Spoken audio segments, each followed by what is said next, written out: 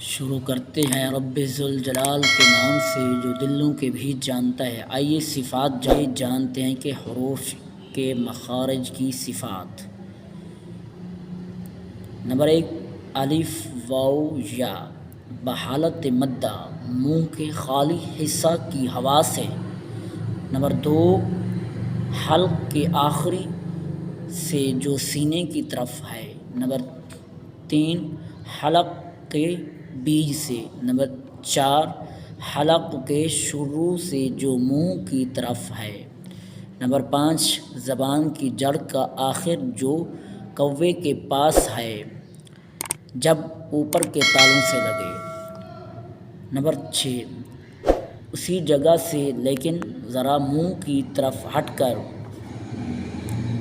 Number 7، زبان کا بیچ تالوں کے بیچ سے لگے۔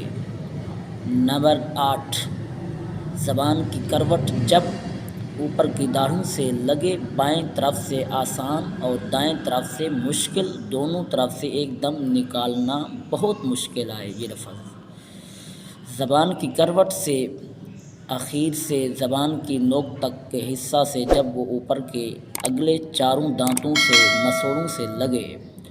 نمبر 10،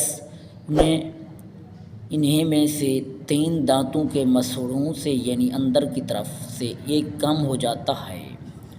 نمبر 11، انہیں میں سے اگلے دونوں دانتوں کے مسوڑوں سے اور اس کا کچھ تعلق زبان کی پشت سے بھی ہو جو نوک سے ذرا آگے چل کر ہے۔ زبان کی نوک جب اوپر کے اگلے 2 دانتوں کی جڑ کی طرف والے آدھے حصہ سے لگے۔ نمبر 13، زبان کی نوک جب انہی اوپر کے اگلے دونوں دانتوں کی نوک کی طرف والے آدھے حصہ سے لگے۔ نمبر 14، زبان کی نوک جب اوپر اور نیچے کے اگلے دونوں دانتوں کے درمیان آ جائے۔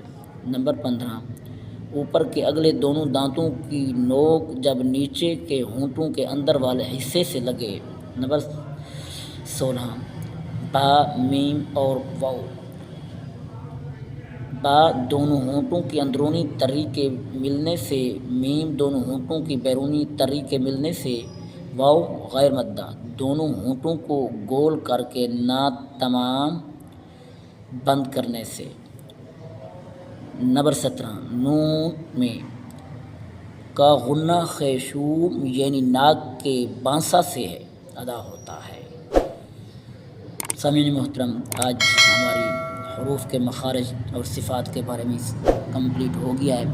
انشاءاللہ آگے جانیں گے کہ ہمارا